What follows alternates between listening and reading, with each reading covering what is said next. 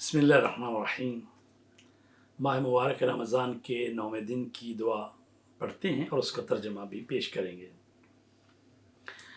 اللہم اجعل لی فیہ نصیبا من رحمتک نصیبا من رحمتک الواسعہ واہدنی فیہ لبراہینک الساطعہ وخذ بناصیتی الی مرضاتک الجامعہ بمحبتک یا امل المشتاقین۔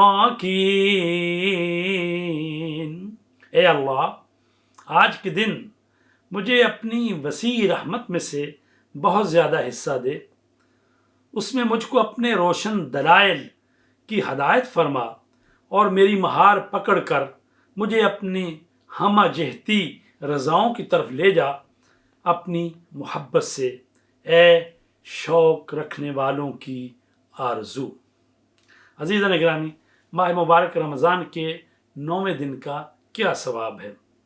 رسول کریم صلی اللہ علیہ وآلہ وسلم کا ارشاد گرامی ہے، فرماتے ہیں خدا بند عالم 9ویں دن تم کو 1000 علماء، 1000 معتکفین یعنی اعتکاف میں رہنے والے اور 1000 فوجیوں کا یعنی جو اللہ کی راہ میں مجاہدت کرتے ہیں ان کا اجر و ثواب عطا فرمائے گا۔